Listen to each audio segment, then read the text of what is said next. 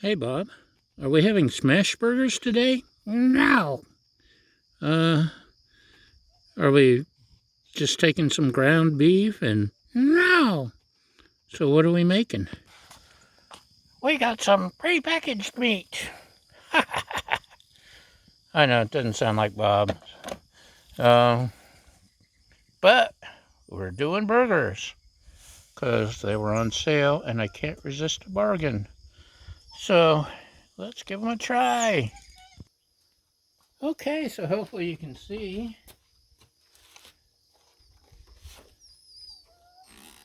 It's so nice to not have to fix supper at noon to beat the sun.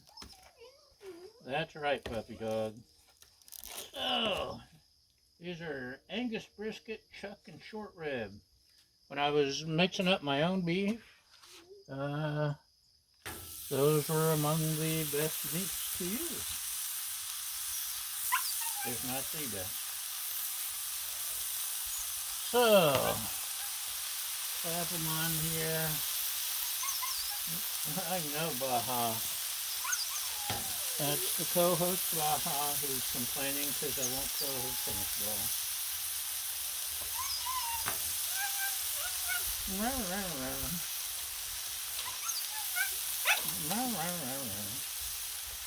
So, let's clean our hands a little. Just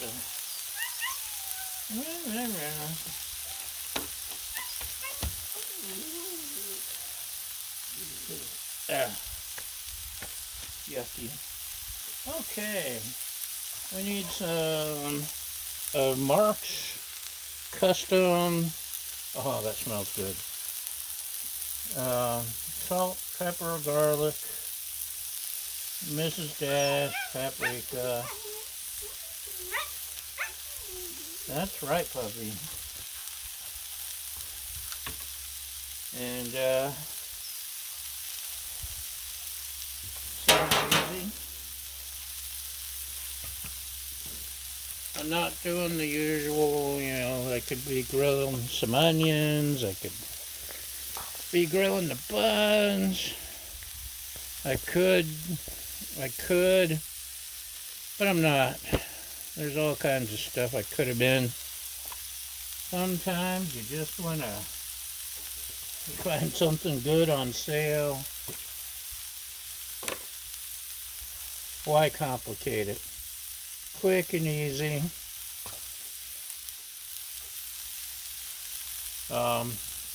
We've got onion rings. They're going to be cooked inside in the air fryer because you do get the neat crisp off of the griddle, but the air fryer just does really good with things like onion rings, which will go perfect with the burger. Starting to get some juice coming up through. Browning starting to come up the sides a little. Should I peek? Should I cheat and peek?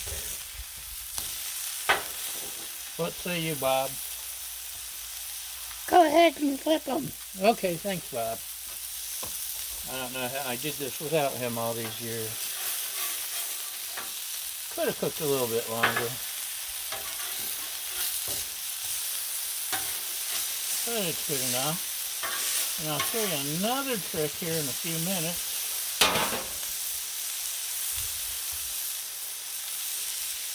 Salt, pepper, garlic. And it's coarse ground sea salt, coarse ground black pepper. It's not just plain old. Okay, I'll be right back. Watch that for me.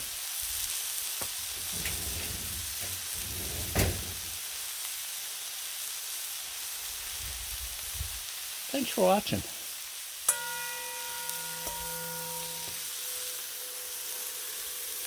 First time I was at a little diner on Bourbon Street at the far ends, the wild and wacky and fun end of Bourbon Street in New Orleans.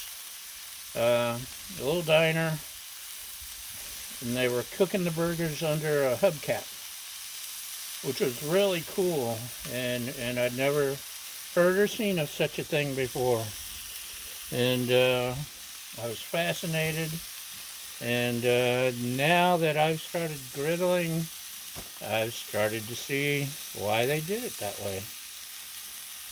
I'm gonna get me one of those bigger ones where I can do 4 at a time, or 6 or 8 at a time. The Blackstone one is awesome. It's got the fancy handle. It would cover like half of my griddle, actually like 3/4 of my griddle at a time. But it's $50. And I ain't got $50 to spend on one of those fancy domes, so I'm going to end up getting our local grocery outlet has, what does it have? It has something. For $20, less than $20, steam table, full-size steam table inserts that are the same size. I could use this to lift it up, or I could spend another $5 and bolt on a handle of some sort. We'll see. But I'm definitely going to get one of those.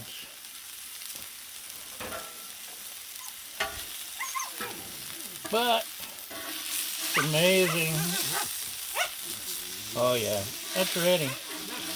So it's amazing the moisture is trapped in what the steam will do to chicken, beef, you name it, veggies.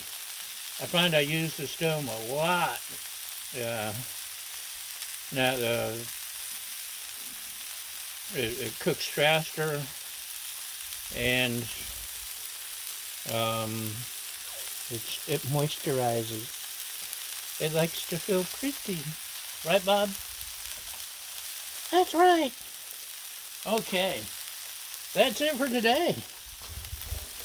Shut this griddle off. Isn't it nice to griddle again? Yes, it is. Look at that. Anyway, that's it for today, y'all.